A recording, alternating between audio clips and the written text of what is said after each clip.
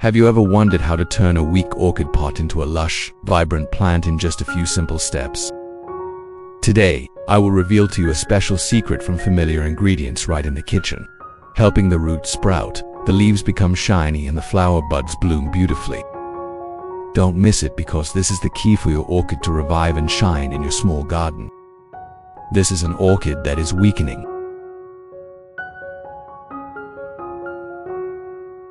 In overall observation, we see that most parts of the orchid have become wilted and shriveled due to severe water shortage. This is a distressed signal emitted by the orchid, and we need to intervene quickly to implement timely rescue measures. Otherwise, the plant could easily die.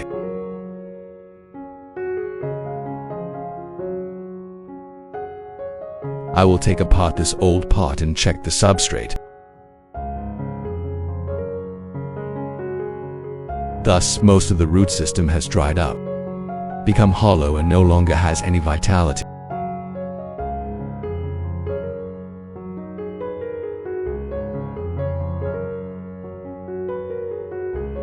We need to remove the old substrate because it may be a source of disease, contributing to the current condition of the plant, while also making it easier for us to observe and manage the root system.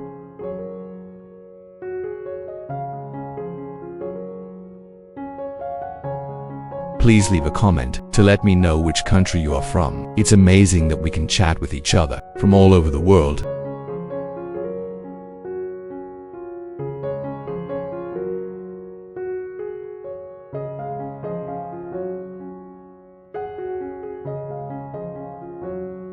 After removing the old substrate, I will use scissors to trim off the roots that have decayed or damaged, helping the plant eliminate any pathogens residing in them, preventing them from spreading to other parts.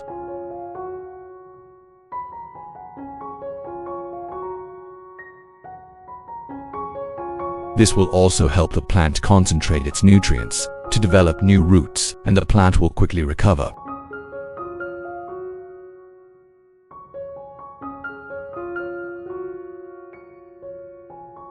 The wilted flowers like this should be cut off to help the plant save as much nutrients as possible and stimulate the growth of new flowers.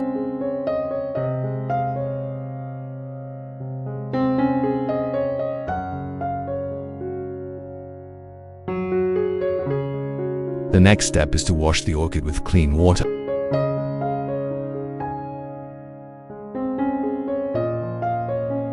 You will wash thoroughly. This helps remove dirt and harmful bacteria for the plants.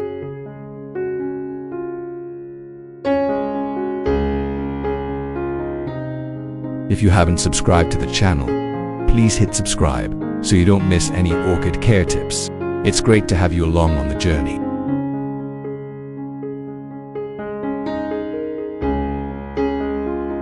Next, I will use a soft cloth to gently wipe away any remaining droplets.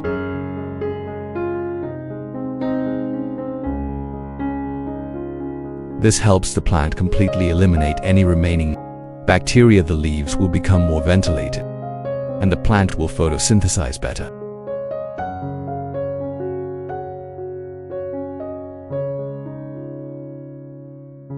Here I am using a jar.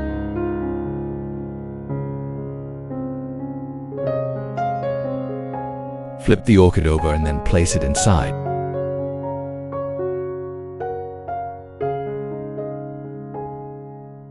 Next, pour clean water in to soak the orchid leaves.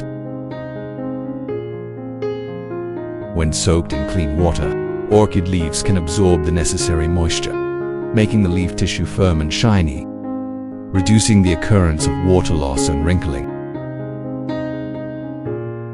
We soak the orchid in there for 30 minutes.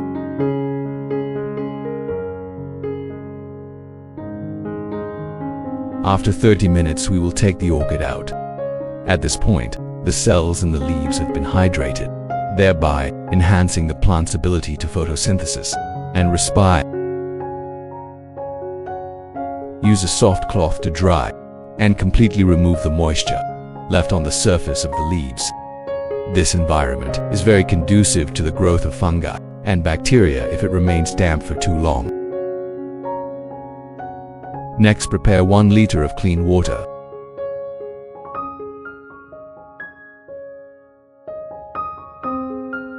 The ingredient I will use is yeast for making bread.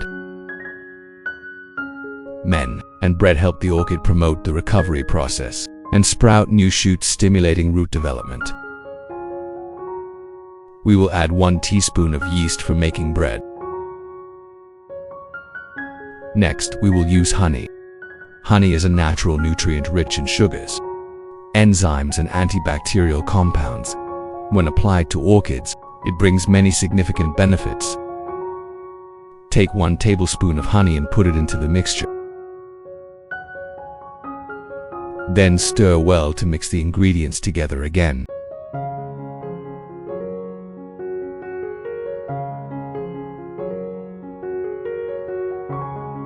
To let the mixture rest for 15 minutes. After 15 minutes, the honey, water, and yeast have dissolved into a liquid form. I will take it out to care for the orchid plant.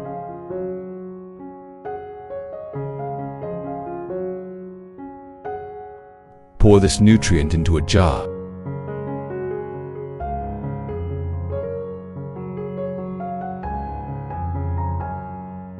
Next, soak the entire orchid plant in that nutrient solution for 25 minutes.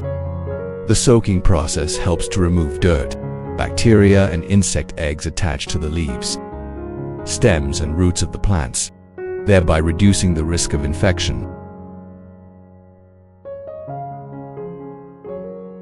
After 25 minutes, we will take the orchid out. The previous step stimulated the leaves to be plump, the buds to sprout quickly, and the young roots to grow vigorously.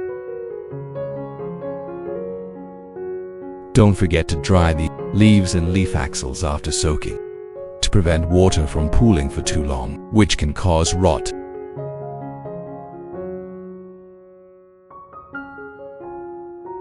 If you encounter any difficulties while watching this video, please turn on the subtitles in the corner of the screen for more details, or leave a comment, and I will help clarify your questions.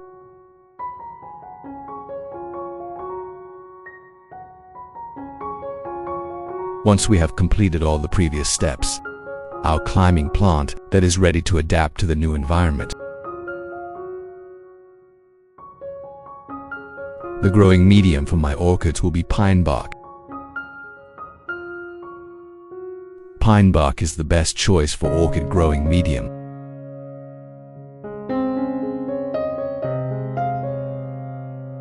Put larger pieces down first to help the substrate drain water, provide good aeration, and create ideal conditions for the roots to grow strong.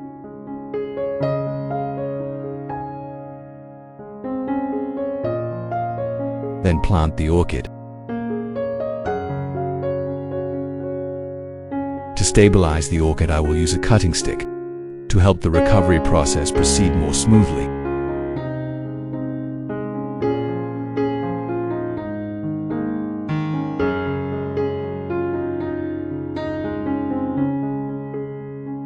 Use the clip to attach to the edge of the leaf to avoid damaging the leaf. Add more pine bark to help the substrate be more stable.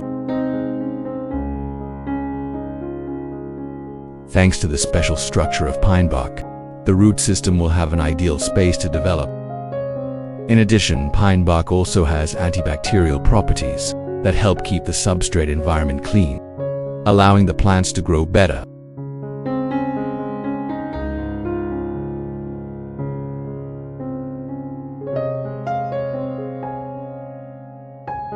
Adding a thin layer of moss on top of the substrate, it helps retain moisture and limit the situation of water evaporating too quickly.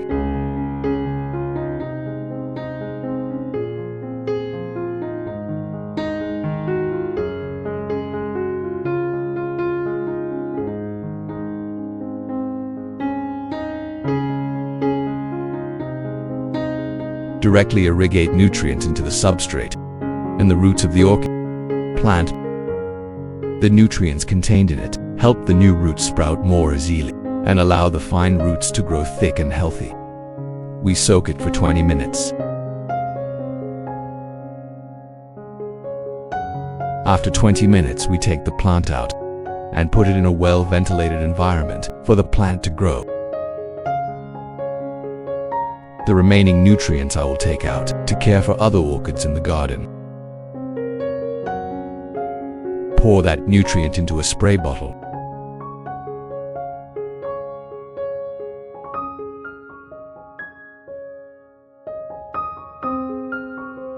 Then spray evenly on both sides of each leaf. This nutrient not only provides a quantity of beneficial microorganisms and B vitamins from yeast, but also adds natural sugars and enzymes from honey, helping the leaves absorb energy quickly. As a result, the surface of the leaves becomes shiny, thick green, and enhances the photosynthesis ability.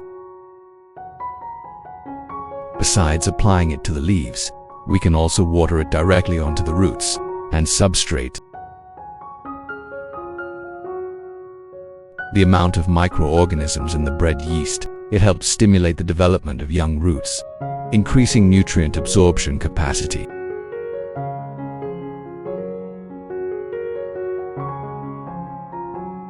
Then we will lift the tree out.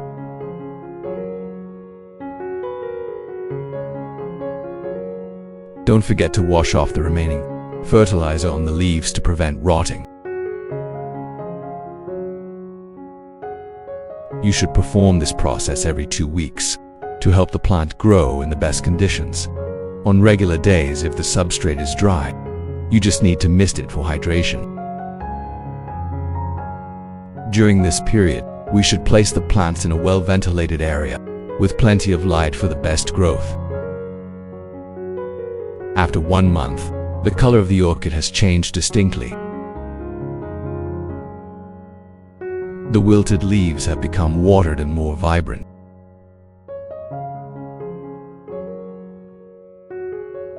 The good news is that the tree has grown a new shoot, indicating that its vitality has been restored and is undergoing very positive changes.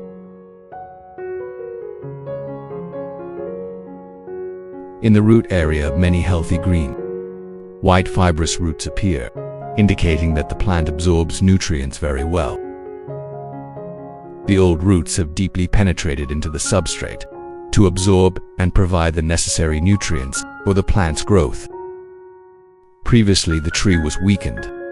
After a month of proper care, the tree will gradually recover, with the trunk and leaves full of vitality, laying a solid foundation to enter the flowering stage or develop stable in the long term. Here I have added nutritional yeast with honey to continue caring for the plant.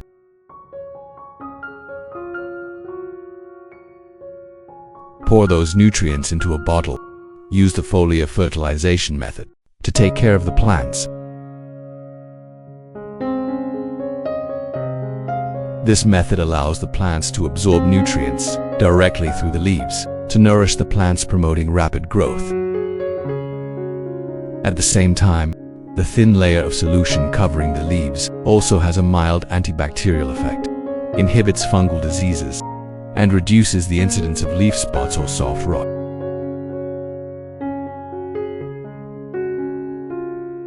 The remaining nutrients will be watered into the roots and the substrate. Thanks to the mild antibacterial properties of honey, it helps limit diseases and fungi in the substrate, keeping the root environment clean and stable.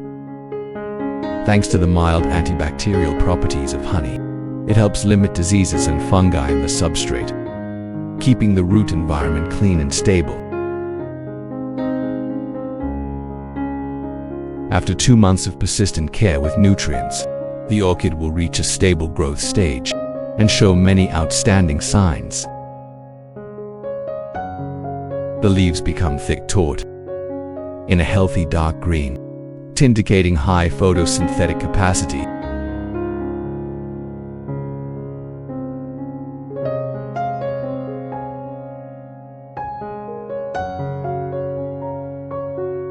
The sapling that was still small a month ago has now developed into a sturdy leaf, reaching straight up.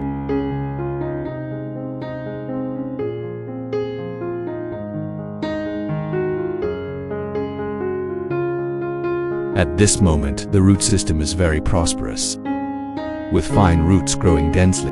The tips of the roots are green and shiny, firmly attached and weaving throughout the substrate.